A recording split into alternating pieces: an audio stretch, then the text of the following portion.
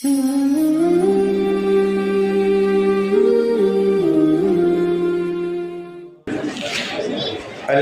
لله نحمده ونستعينه ونستغفره ونؤمن به ونتوكل عليه ونعوذ بالله من شرور أنفسنا ومن سيئات أعمالنا من يهده الله فلا مضل له ومن يضلله فلا هادي له ونشهد أن لا إله إلا الله وحده لا شريك له ونشهد أن سيدنا وسندنا وهادينا ومرشدنا وقائدنا وإمامنا وإمام أنبيائنا محمدا عبده ورسوله الذي أرسل بالحق بشيرا ونذيرا وداعيا إلى الله بإذنه وسراجا منيرا إن الله وملائكته يصلون على النبي يا أيها الذين آمنوا صلوا عليه وسلموا تسليما اللهم صل وسلم وبارك على آل سيدنا محمد وبارك وسلم. قابل احترام عزیز دوستو اور معزز اور مکرم علماء کرام، مہمانان عالی مقام، عزیز بزرگوں، دوستوں اور گھروں پر بیٹھ کر سننے والی دینی مائیں اور بہنیں، بچوں کا ایک لمبا پروگرام رہا لیکن بہت کامیاب پروگرام رہا. یہ پروگرام ہمیں بتاتا ہے کہ مکاتب اور مدارس کیا محنت کر رہے ہیں اور کیا کام کر رہے ہیں. یہ ہمیں بتاتے ہیں کہ جس بچے کو کچھ نہیں آتا، ہم ایسے بے صلاحیت بچے کو جب مکتب کے حوالے کرتے ہیں اور علماء دین کے حوالے کرتے ہیں تو علماء اپنا خون جگر دے کر ان بچوں میں وہ صلاحیت جو ہے بھرتے ہیں، جس کا نمونہ ہم سب کے سامنے آیا کہ یہ وہی مائک ہے جس مائک پر بڑے بڑے لوگ گونگے ہو جاتے ہیں. اس گونگا کر دینے والے مائک کے سامنے ایک نہیں 10 جو ہے وہ آقا کی حدیثیں بچہ پھر پھر سنا رہا ہے. یہ تمام تر چیزیں ہمیں دکھا کر بتلایا جاتا ہے کہ علماء کرام ان بچوں کے پیچھے کیسی جفاکشی کرتے ہیں.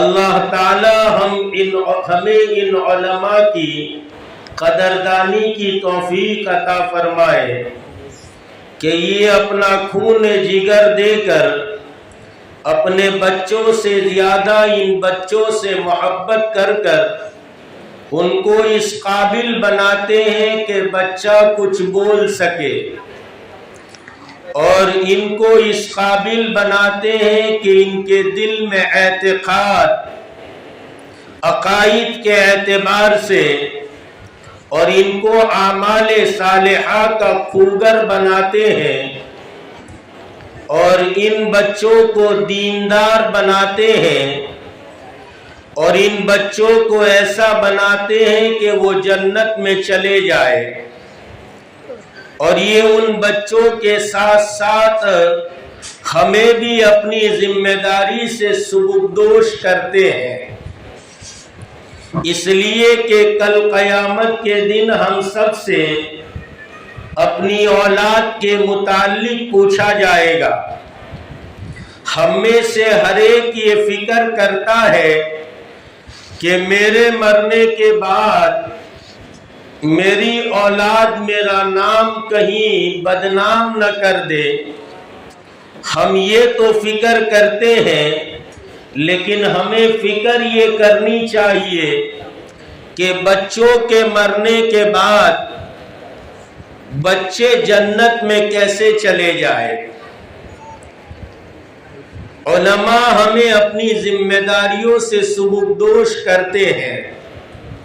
یہ واقعی میں یہ علماء ہی کا کام ہے کہ وہ اپنی ذرا سی تنخواہ میں اور تھوڑے سے خرچے میں اپنے گھر کا خرچہ چلاتے ہیں، اور یہ دین کی بہت اعلیٰ ترین محنت کرتے ہیں۔ میں تو کہتا ہوں کہ مکاتب کے علماء کا سب سے اونچا مقام ہے، اس لیے کہ سب سے اونچی کتاب کلام اللہ کے وہ پڑھانے والے ہیں۔ صوفیت کے اعتبار سے تصوف والوں کو بھی سمجھنا چاہیے کہ سرخیل سلسلہ حضرت حاجی امداد اللہ مہاجر مکی جن بزرگ سے جا کر بیعت ہوئے اور اتنی بڑی نسبت حاصل کی، نور محمد جھنجھانوی، وہ ایک مکتب کے استاد تھے۔ اس لیے بڑے قابل مبارکباد ہے یہ اساتذہ، اور یہ بڑے درجے کے علماء ہیں۔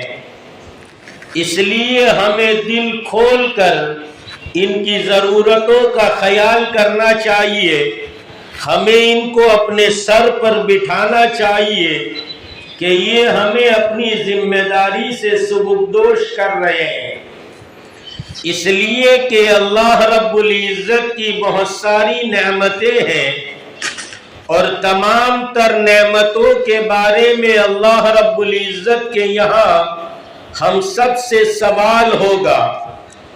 اس لیے رب کریم فرماتے ہیں قرآن کریم میں، ثم لتسألن يومئذ عن النعیم،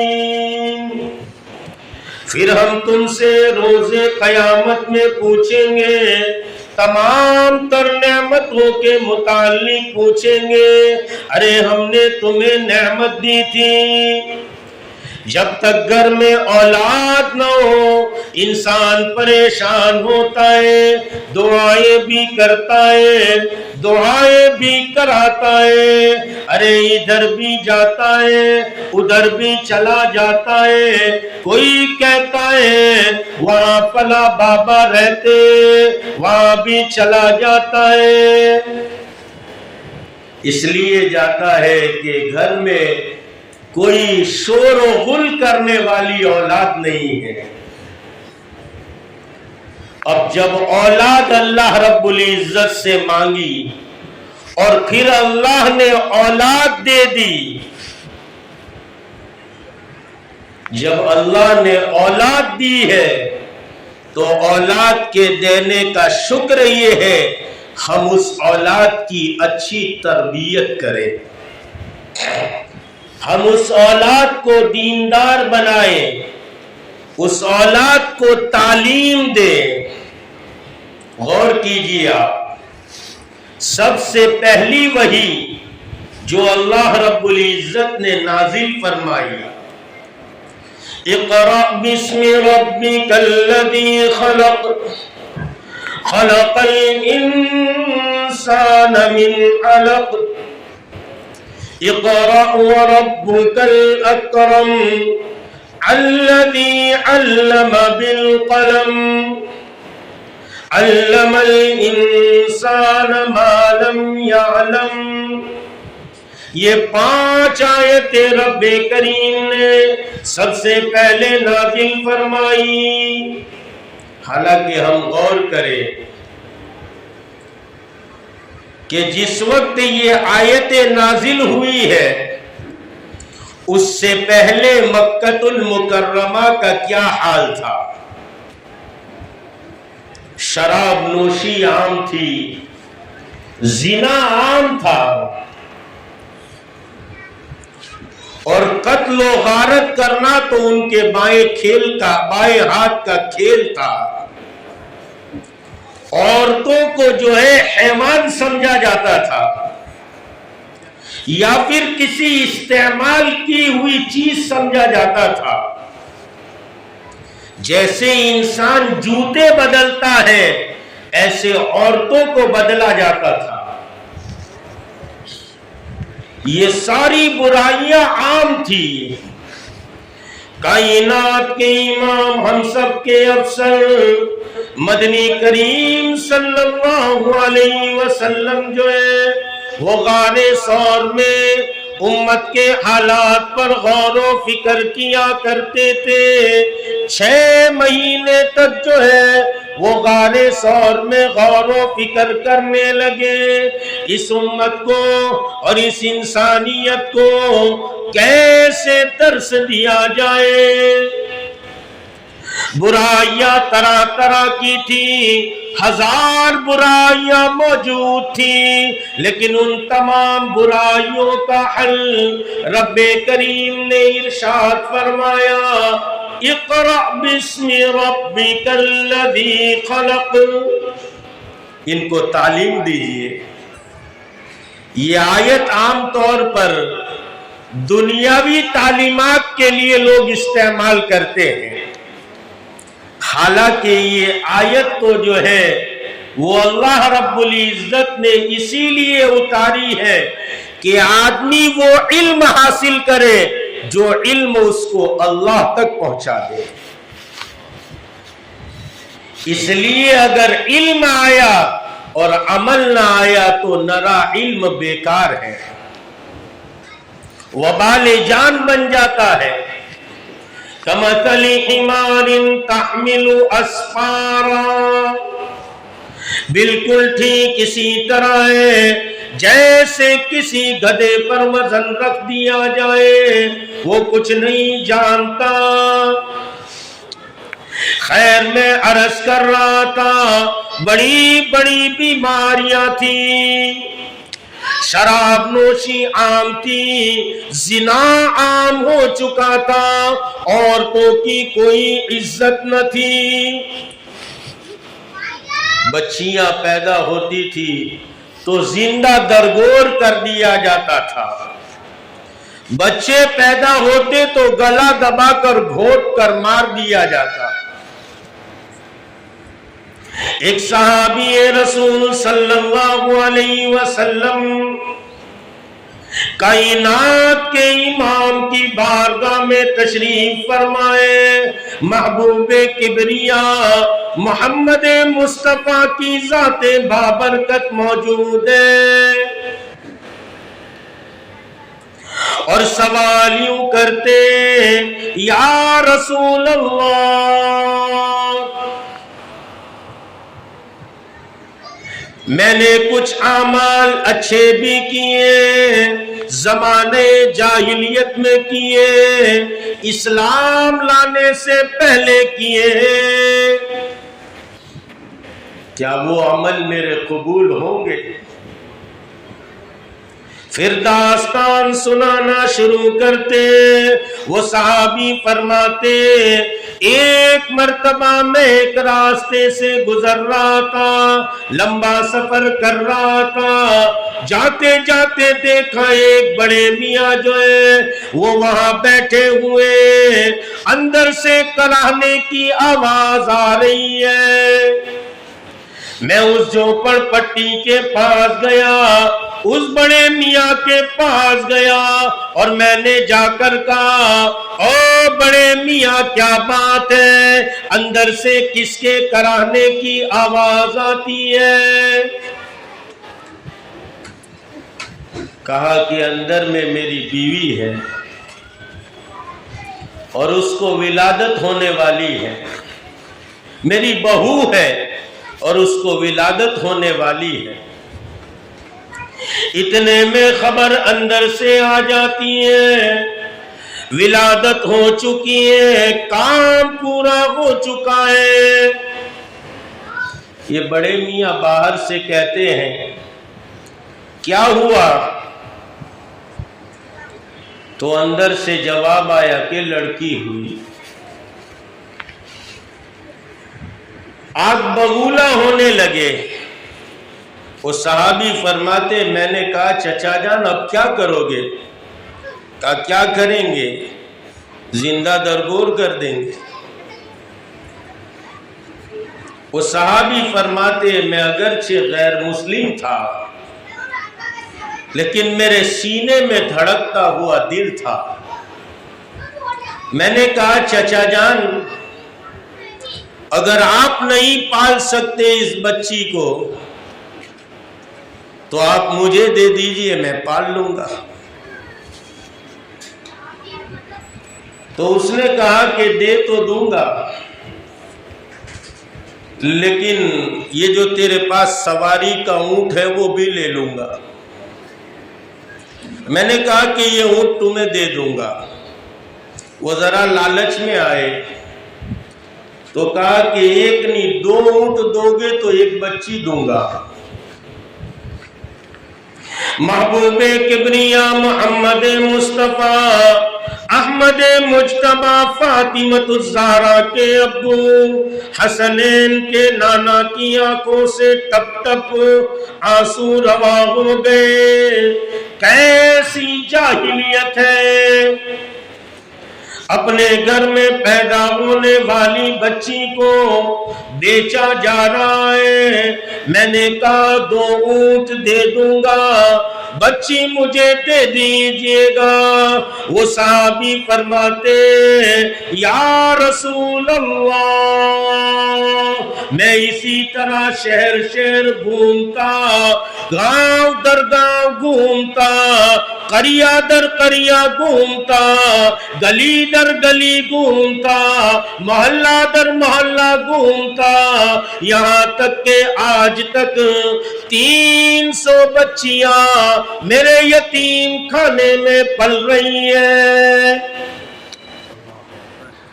میں نے ہر بچی کو 2 اونٹ دے کر خریدا ہے، کیا یہ نیکی بھی میری گنی جائے گی؟ کائنات کے امام کی آنکھوں میں آنسو ہیں، آپ رو رہے، اشک بہا رہے اور اشک بہاتے بہاتے کہتے ضرور رب کریم جو ہے وہ تمہاری کسی نیکی کو ضائع نہیں فرمائیں گے۔ حال یہ تھا، مجھے تو یہ بتلانا ہے، تو ہونا کیا چاہیے تھا کہ پہلے ہی یہ بات کا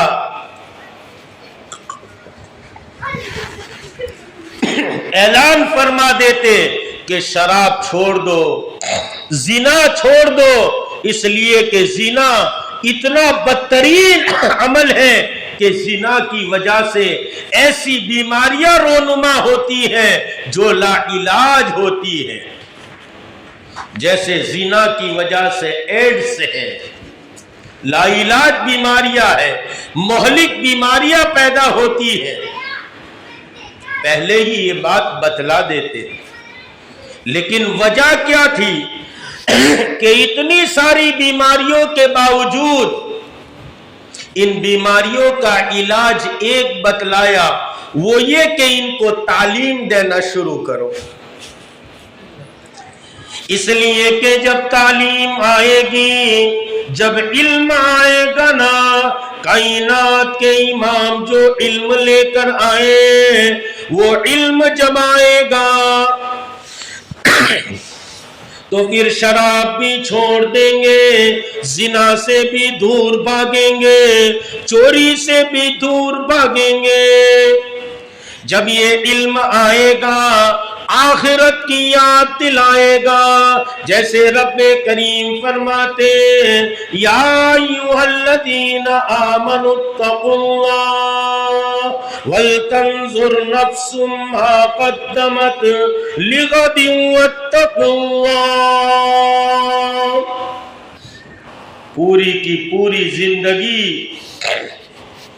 جو مجھے اور آپ کو ملی ہے، رب کریم نے اس کو آج کہا ہے اور آخرت کو کل کہا ہے۔ فرمایا یا ایھا الذین آمنوا اتقوا اللہ، اے ایمان والو اللہ سے ڈرو۔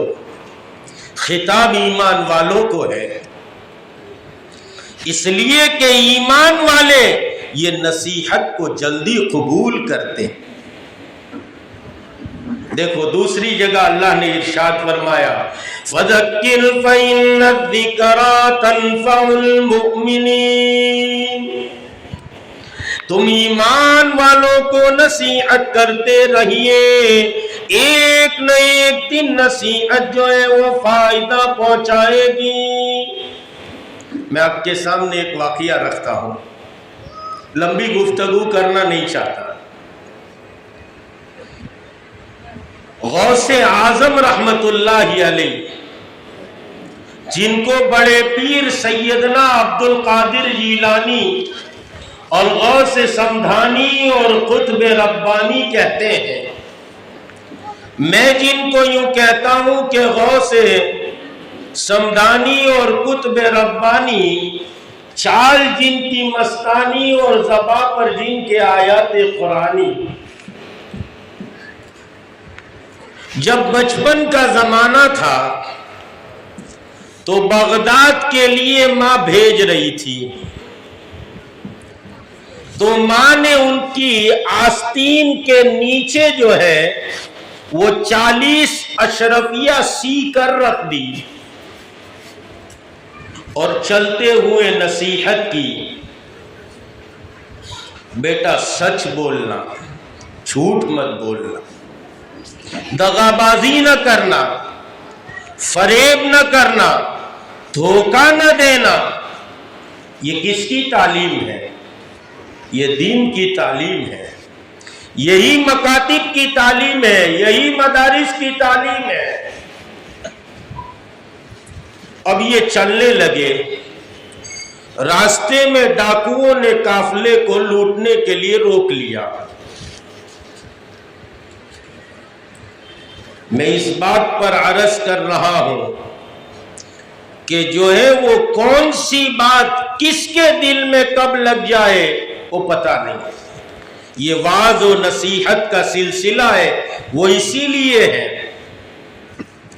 تو ماں نے نصیحت کی، اس لیے کہ ماں بڑی دیندار تھی، بڑی متقی تھی، بڑی پرہیزگار تھی۔ جب مائیں متقی ہوتی ہیں تو بچے بڑی اولاد بنتے ہیں۔ جتنی بڑی اولادیں گزری ہیں ان تمام کے آپ حالات اٹھائیں گے، ان کے پیچھے ان کی ماں کی محنت کار فرما ہوگی۔ جیسے ابھی یہ چند بچے جو بغیر غیر حاضری کے 251 دن تک آتے رہے، ان کے پیچھے ان کی ماں کی محنت جو ہے وہ کار فرما ہے۔ جن کو ہم خواجہ غریب نواز کہتے ہیں، معین الدین اجمیری سنجری چشتی رحمت اللہ علیہ ایک دن اپنی ماں کے پاس آئے اور کہنے لگے او میری امی جان، میں نے اجمیر سے لے کر دہلی کا سفر کیا، 7.5 لاکھ لوگ میرے ہاتھ پر توبہ کر چکے۔ ماں کہتی ہے بیٹا اس میں میرا بھی حصہ ہے۔ فرما بردار اولاد تھی، کہنے لگی جی اماں ضرور، لیکن یہ بات آپ نے کیوں کہی؟ کہا کہ بیٹا جب تو چھوٹا تھا، ننھا منا تھا، کوئی بات تو سمجھتا نہیں تھا، نہ ابا کو پہچانتا تھا، نہ اچھے برے کی پہچان رکھتا تھا، ابھی تو دودھ پینے والا شیر خوار بچہ تھا، دودھ کے لیے تو روتا بھی تھا، لیکن میں پہلے وضو بناتی تھی، 2 رکعت نماز پڑھتی تھی، پھر تجھے سینے سے لگاتی تھی۔ اب آج تو دودھ بھی پلایا جا رہا ہے اور پاکستانی ڈرامہ بھی چل رہا ہے، کھانا بھی پکایا جا رہا ہے اور پاکستانی ڈرامہ بھی چل رہا ہے۔ ماں بہنیں سن رہی ہوگی، بہت سارے مرد بھی بیچارے گھر میں چھپ چھپ کے سن رہے ہوں گے۔ تو کھانا بناتے بناتے پاکستانی سیریل چل رہی ہے، سبزی کاٹتے کاٹتے پاکستانی سیریل چل رہی ہے، اور ڈرامہ چل رہا ہے، اور کہیں ہندوستانی ڈرامہ چل رہا ہے۔ اب یہ بچہ عبد القادر جیلانی، معین الدین اجمیری چشتی، قطب الدین بختیار کاکی، بابا فرید الدین گنج شکر، اور صابر کلیری، اور مجدد الفسانی، اور معصوم سرہندی یہ پیدا نہیں ہو سکتے۔ اب تو اس گوت سے سلمان رشدی اور ایسے ہی نالائق پیدا ہو سکتے۔ پھر کہتی ہے اولاد فرما بردار نہیں ہے، اس لیے ماؤں کا دیندار ہونا بہت ضروری ہے۔ باپ باہر کا پھرنے والا ہوتا ہے، لیکن مائیں اگر دیندار ہوگی تو اس کے گود میں پلنے والا بچہ دیندار ہوگا۔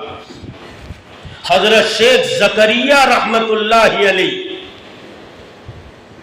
جن کو شیخ زکریا شیخ الحدیث سے جانا جاتا ہے، انہوں نے اپنے والد محترم حضرت مولانا یحییٰ کاندھلوی کے بارے میں لکھا ہے کہ جب دودھ پی کر فارغ ہوئے اور مدرسے میں گئے تو 6 رکوع ان کو زبانی یاد تھے۔ استاد نے پوچھا یہ 6 رکوع تمہیں کیسے یاد ہے؟ ابھی تو بسم اللہ کی ہے۔ تو کہا کہ میری اماں ان آیتوں کو اتنا پڑھتی تھی کہ مجھے دودھ پیتے پیتے یہ آیتیں یاد ہو گئی۔ اس لیے عورتوں کا معیار مردوں سے زیادہ دیندار ہونا چاہیے۔ خیر اماں کہتی ہیں بیٹا میرا بھی حصہ ہے۔ کہا بیٹا تو ننھا منا تھا، ذرا سا بچہ تھا، میں پہلے وضو کرتی تھی، 2 رکعت نماز پڑھتی تھی، پھر تجھے سینے سے لگاتی تھی۔ مائیں دیندار ہوگی، اولاد بھی دیندار ہوگی۔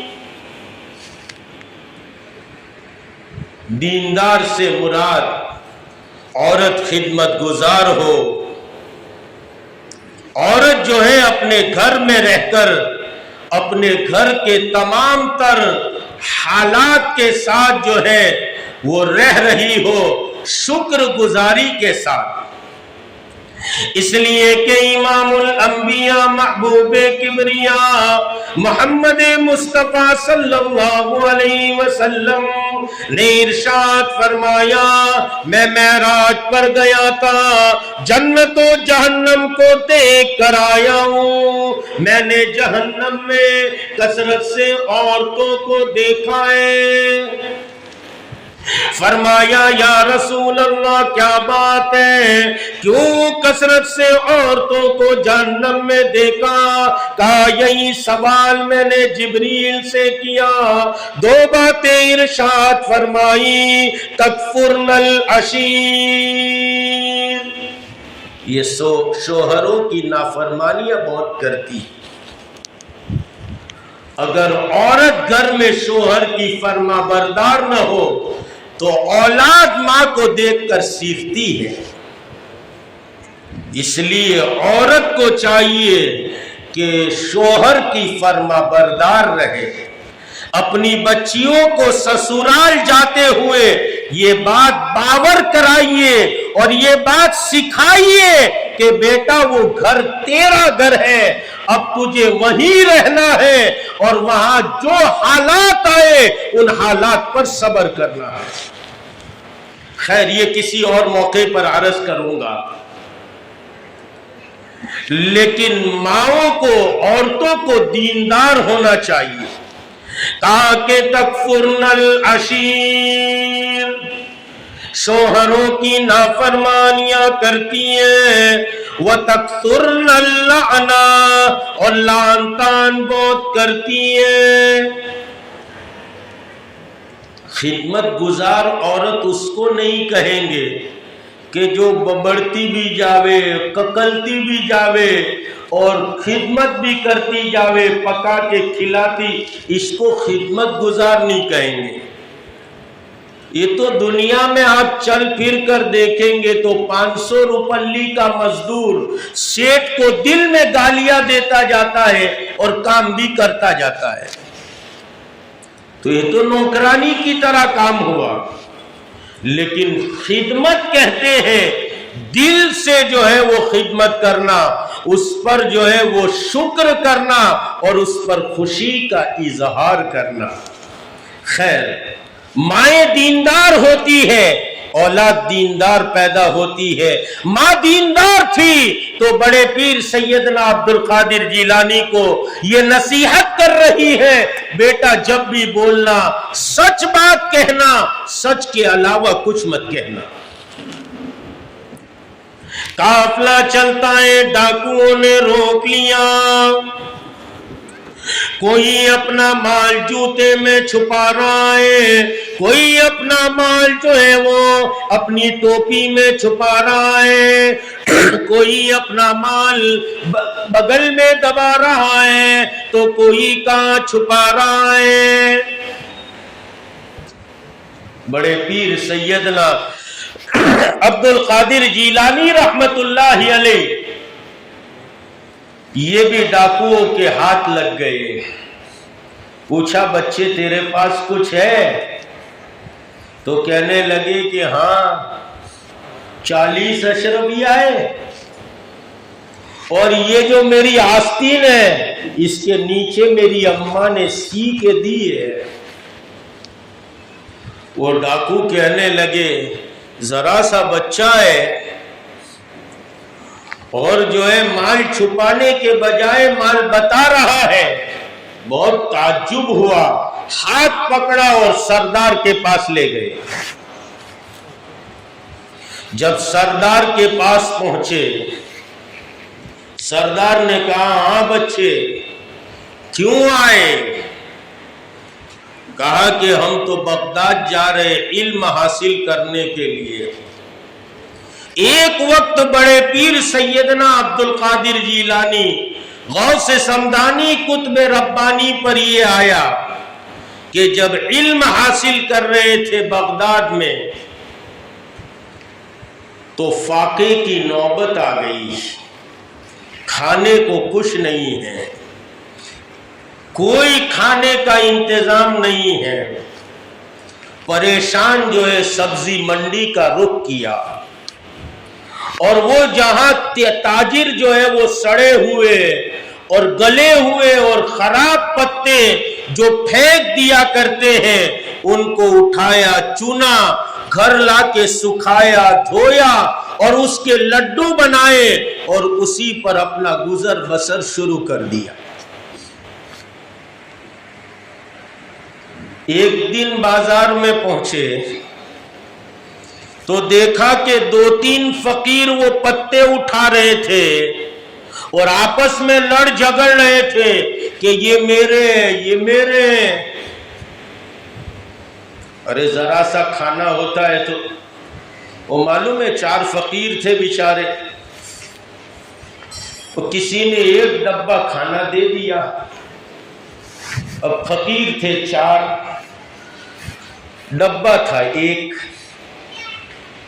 جیسے ہمارے یہاں ہوتا ہے بقرعید کے موسم میں گھر میں کھانے والے 7 اور گوشت پہنچاتے تو 3 بوٹی، بھئی دینا ہو تو ذرا اچھا دو تاکہ ایک آدمی پکا کے کھا سکے۔ اب یہ چاروں کے پاس 1 ڈبہ تھا، آپس میں کہنے لگے تو کھاوے کہ میں کھاؤں، وہ کہوے میں کھاؤں، وہ کہوے میں کھاؤں۔ مشورہ کیا کہ چاروں سو جاتے ہیں، جو اچھا خواب دیکھے گا وہ کھائے گا۔ سو گئے، جب اٹھے تو ایک دوسرے کو پوچھنے لگے تو یہ ہوں جو یوں، تو پہلو کے ہماری پائے تو جبریل آئی واٹا، منے جگائی وہ نے کیدوں وہیں پڑھو چلو اٹھائی وہ نے لے گیا جبریل تے 1 آسمان بیجو 3 آسمان سودی لے گیا۔ دوسرے نے کہا کہ تیرے پاس سے آئے میرے پاس، میرے کو اٹھایا اور پہلا آسمان، دوسرا آسمان، تیسرا، چوتھا، 5واں، اور تیسرے نے کہا کہ میرے کو جبریل لے کر گئے اور 7ویں آسمان کی سیر کرا کے لائے۔ چوتھا بیچارہ میرے جیسا نالائق تھا، وہ چپ چاپ بیٹھا تھا، کہا کہ تو بھی بتا تو نے کیا خواب دیکھا ہے؟ تو کہا کہ جانے دو میرا خواب مت سنو۔ کہا نا بات ہوئی تھی بتانا تو پڑے گا۔ کہا تم تو سب بڑے درجے کے لوگ ہیں، تمہارے پاس تو جبریل آئے، میرے پاس تو شیطان آیا، آکے میرے کو کہنے لگا کہ یہ کیا ہے، ڈبہ ہے، کھانا ہے؟ تو کہا کہ کھا۔ وہ چاروں تینوں کہنے لگے بھائی تو کھا گئے؟ لے تو کھائی گیو؟ نا بات تو ہمبڑو تمہیں ہمبڑو تو کھری ماری بات پچھی ہوں۔ وہ کہنے لگا ارے پچھی ہوں، پچھی تو انہیں میں کیدوں کہ منہ نہ کھاؤ، جو کہ پچھی تو انہیں ڈنگوری کاڑی، ڈنگوری کاڑی نے منے کیدوں کھائی کے پچھی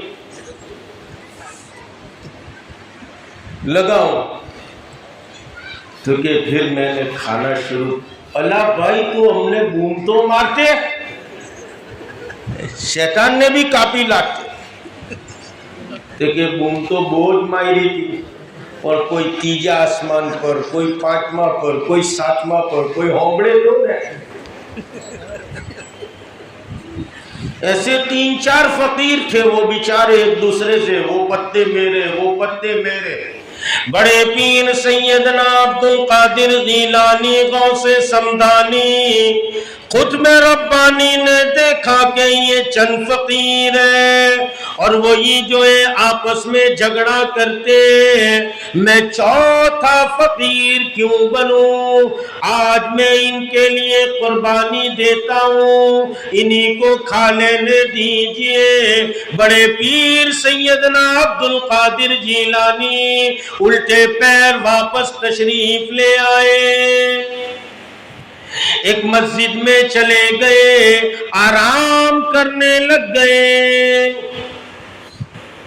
اتنے میں ایک شخص آیا، مسجد کے صحن میں بیٹھا، دسترخوان بچھایا اور اپنے پاس سے کھانے کا ڈبہ نکالا اور اس نے کھانا شروع کیا۔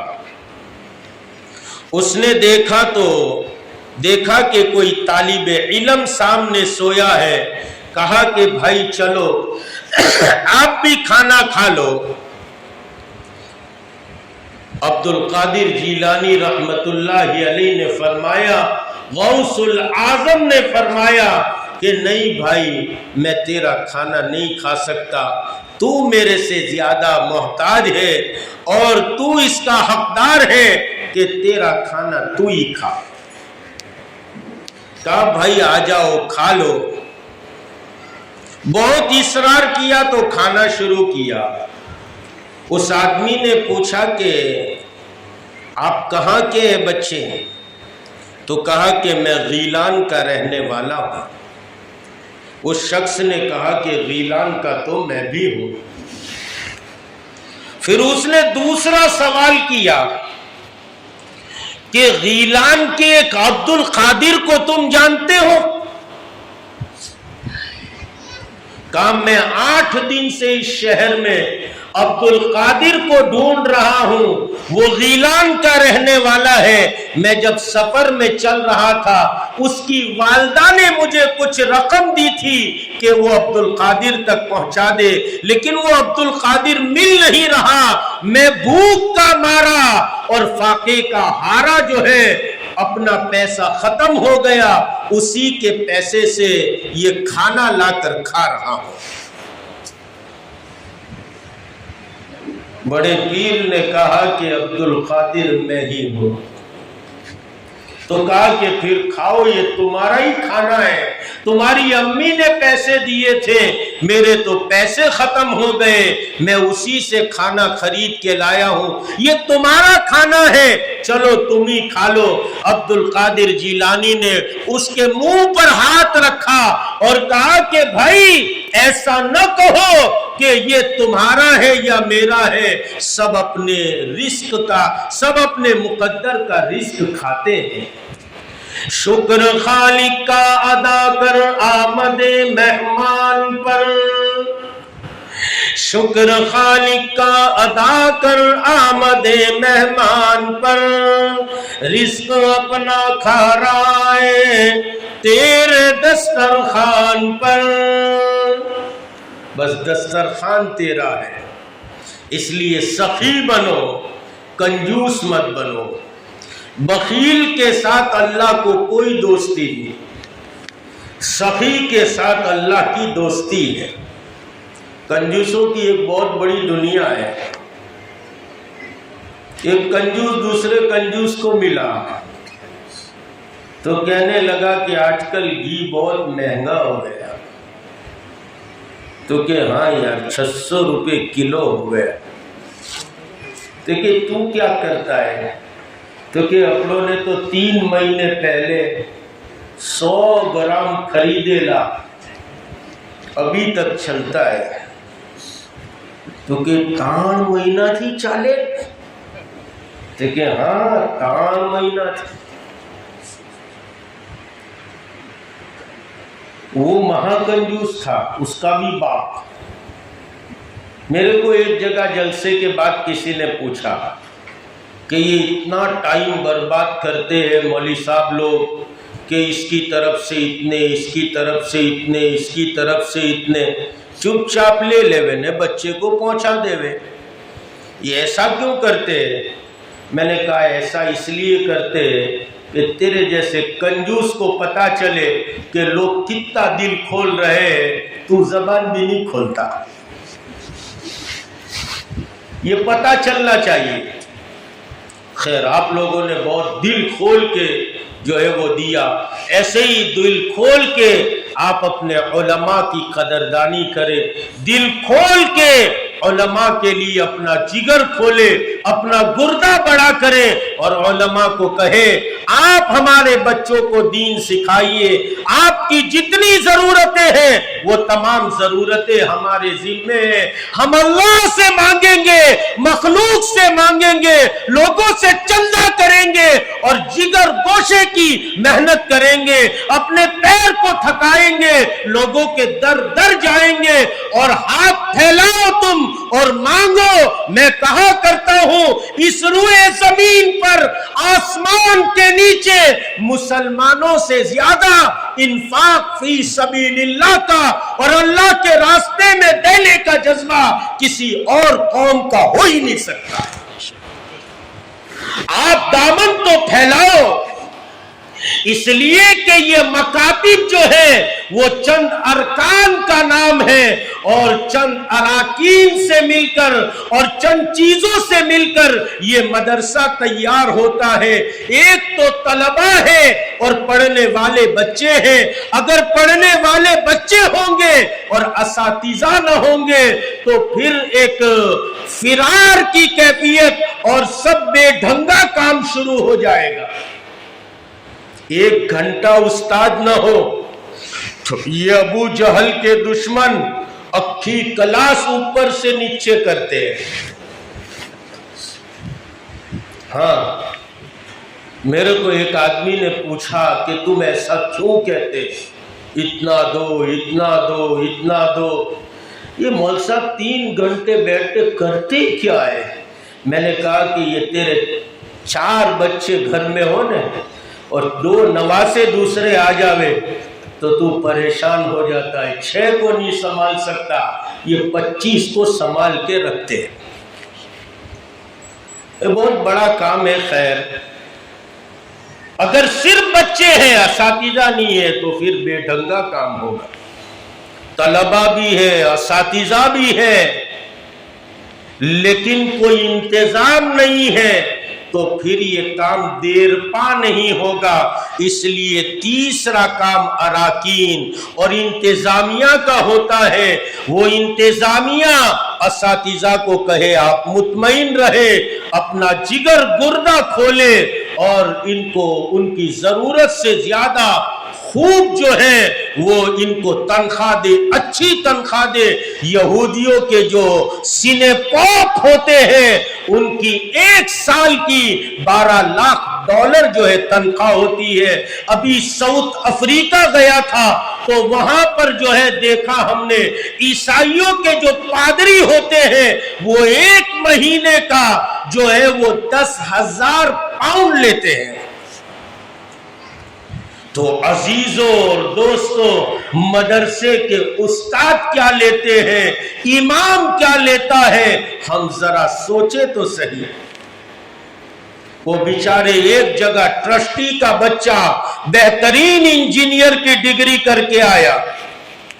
जुमा के दिन एकदम से ट्रस्टी आए, मौलवी साहब आज मेरा बच्चा डिग्री करके आया है, अब जुमा के बाद नाम लेके दुआ करना कि बेहतरीन सरकारी नौकरी मिल जावे। इमाम साहब ने नमाज के बाद दुआ शुरू की, कहा कि या अल्लाह हमारी मस्जिद के ट्रस्टी अब्दुल शकूर साहब का बेटा जो है वो इंजीनियर बन के आया है, इसकी बेहतरीन जो है वो सरकारी नौकरी अता फरमाइए, बस पगार इतना अता फरमाइए जितना अब्दुल शकूर साहब मेरे को देते हैं। भरे मजमे की दुआ में खड़े हो गए अब्दुल शकूर साहब। मौलवी साहब फिर खाएगा क्या? कहा जैसे मैं खाता हूं। जरूरत कैसे पूरी करेगा? कहा जैसे मैं पूरी करता हूं। इसलिए अजीजा ने मोहतरम, ये बड़े ऊंचे लोग हैं। खैर, मैंने 1-2 बातें छेड़ी थी, वो बातों को खत्म कर दूं। तो कंजूस आदमी दूसरा महाकंजूस था, कहने लगा कि तू तो बहुत खर्चा करता है। कहा तू क्या करता है? कहा अपने तो गरम गरम रोटी हाथ में बेगम देती है तो डेयरी वाले की तरफ और घी वाले की दुकान की तरफ मुंह करके खा लेते हैं। मसला खत्म। کنجوسوں کی ایک بہت بڑی دنیا ہے، مکھی چوس لوگوں کی بہت بڑی دنیا ہے۔ ایک کنجوس کے یہاں میرے جیسا پٹھان چلا گیا، اب ہم ہے اگرے آدمی، ابھی تو بچوں کا پروگرام ہے تو ذرا ہم خوشی میں ہے، لیکن ویسے ہم بہت اگرے آدمی۔ تو میرے جیسا اگرا پٹھان تھا، وہ گیا تو وہ تھا کنجوس، اس نے جلدی سے پوچھا 12 بج رہے، ٹھنڈو لے سو کہ گرم لے سو؟ وہ میرے جیسا پٹھان تھا، کھاوا پہلا ٹھنڈو لے سو نے کھادا پچھی گرم لے سو، بیچ میں کھانا بھی آ گیا۔ لیکن بڑے پیر سیدنا عبد القادر غیلانی رحمت اللہ علیہ منہ پر ہاتھ رکھتے اور کہتے ہیں ایسا نہ کہ بھائی ہر ایک اپنے مقدر کا کھاتا ہے، کوئی کسی کا کھا نہیں سکتا۔ خیر اس کے ساتھ کھانا کھایا اور جو رقم بچی ہوئی اس نے دی، اسی کو واپس ہدیہ کر دی۔ ایسے ہی بڑے پیر ہم سب کہتے ہیں بڑے پیر کا دامن نہیں چھوڑیں گے، بڑے پیر کا دامن نہیں چھوڑیں گے، غوث اعظم کا دامن نہیں چھوڑیں گے۔ ارے نادانو، غوث اعظم کا دامن ہم نے تھاما ہوتا، ہمت اور جرأت تھی کہ ہم ایک وقت کی نماز چھوڑ دیتے، اس لیے کہ بڑے پیر سیدنا عبد القادر غیلانی کا یہ مسلک تھا، جو نماز نہ پڑھے میرے نزدیک واجب القتل ہے، اس کی گردن مار دی جائے۔ آپ حنبلی مسلک سے تھے، جو بے نمازی مرے یوں فرماتے تھے مسلمانوں کے قبرستان میں داخل بھی نہ کر۔ خیر، اب یہ بڑے پیر سیدنا عبد القادر غیلانی وہ جو ہے سردار کے سامنے کھڑے ہیں، اور گنڈوں کے اور لٹیروں کے سردار کے سامنے اس نے کہا بول بچے، او بچے تو سچ سچ بتا کیا کیا ہے تو نے؟ کہا میں تو سچ بول رہا ہوں، میری آستین کے نیچے آپ دیکھ لو میری اماں نے 40 اشرفیہ چھپا کر رکھی ہے۔ کہا کہ تو جھوٹ بول دیتا، تو چلا جاتا، ہم تیری تلاشی نہ کرتے، لیکن تو نے سچ کیوں کہا؟ کہا کہ میری اماں نے مجھے نصیحت کی تھی کہ بیٹا سچ کہنا، الصدق ینجی والکذب یہلک، سچائی نجات دیتی ہے، جھوٹ ہمیشہ آدمی کو برباد کرتا ہے۔ کائنات کے امام نے محبوب کبریا نے ارشاد فرمایا مومن سب کچھ ہو سکتا ہے، جھوٹا نہیں ہو سکتا۔ کہا ایک بچہ تو اپنی ماں کا، دیکھو بڑے پیر نے تو بات کہہ دی، لیکن یہ جملہ جو ہے وہ ڈاکوؤں کے سردار کے دل میں اتر گیا۔ اب یہ جب دل میں اترا تو اندر جانے کے بعد اس جملے سے بلاسٹ ہوا، ایسا بلاسٹ ہوا کہ اس نے کہا کہ ایک بچہ تو اپنی ماں کی بات کی وجہ سے جو مال چھپانا چاہیے وہ بتا رہا ہے، ہم تو اپنا پورا کاروبار جھوٹ پہ کرتے ہیں، پورا کاروبار غبن پہ کرتے ہیں، یہ کیسے ہو سکتا ہے؟ اس کی دل کی دنیا بدل گئی۔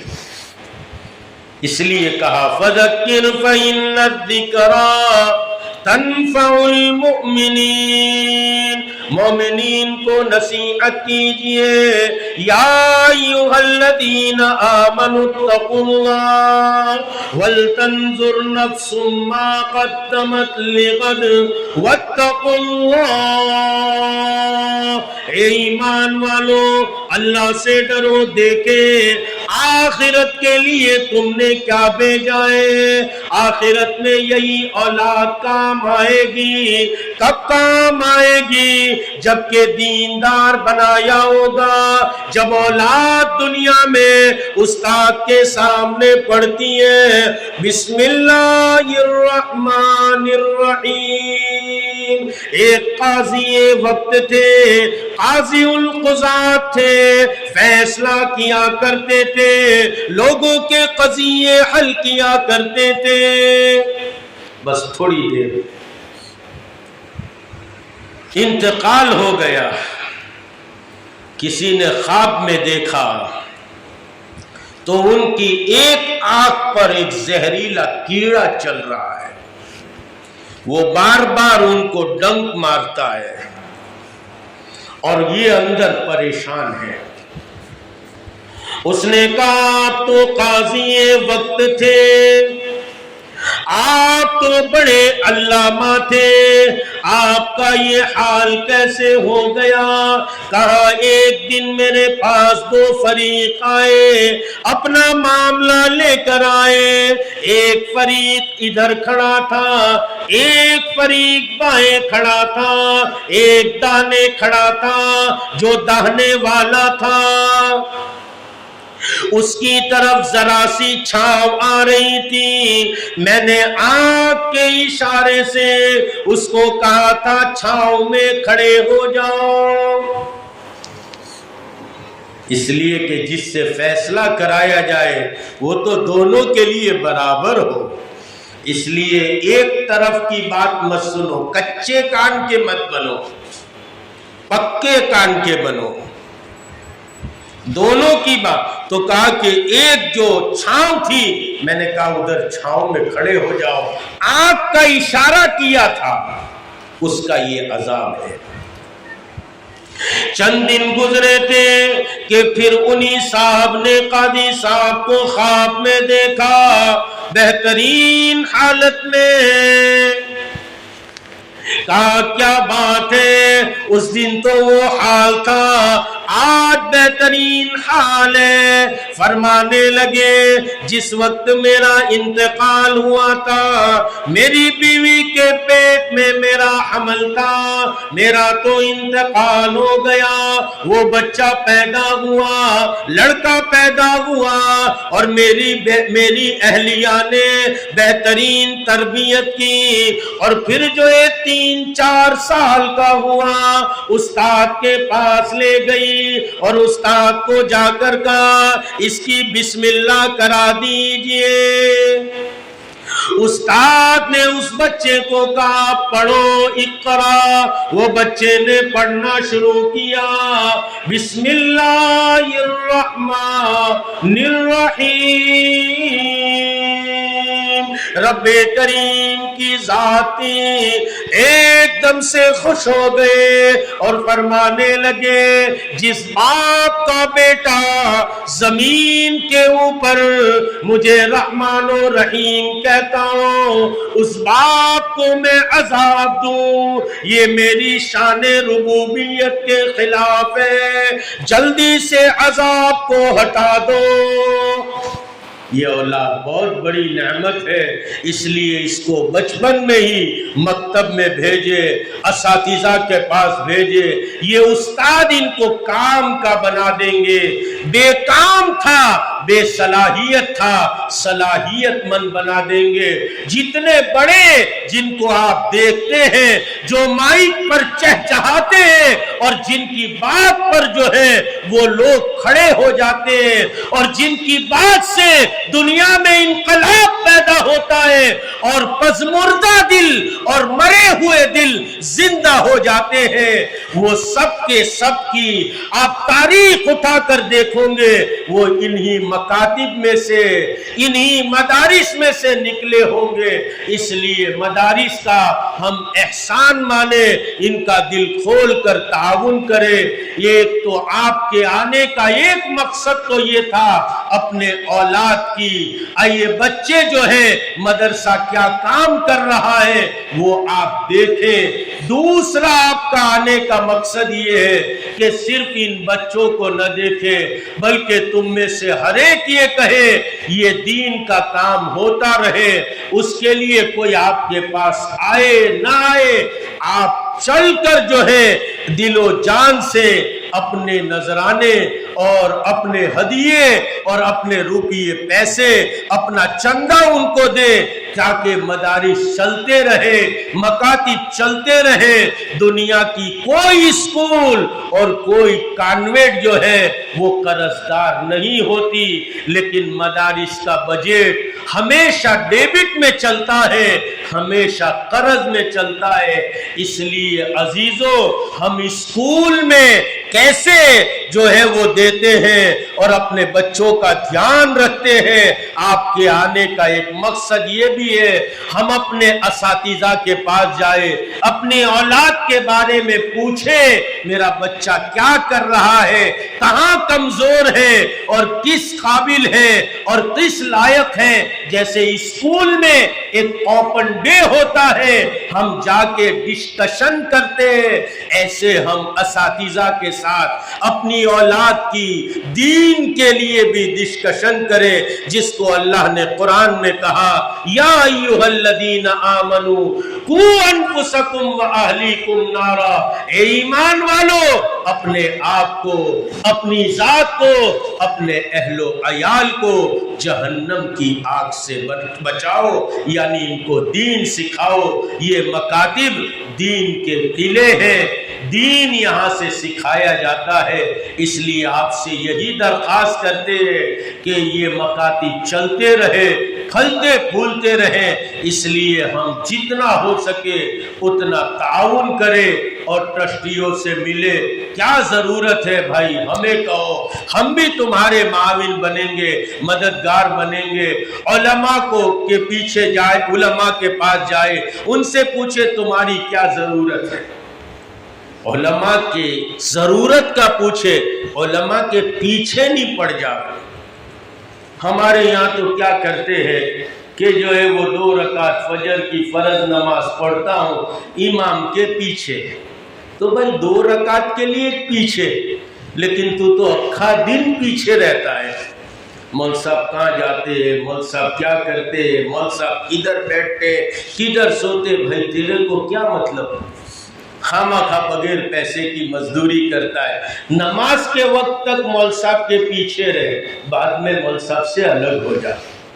اس لیے علماء کی بھی قدردانی کرے۔ یہ 2-3 باتیں تھی، 2-4 باتیں تھی، آپ کے سامنے گوش گزار کر دی۔ اللہ تعالی ہم سب کو عمل کی توفیق عطا فرمائے۔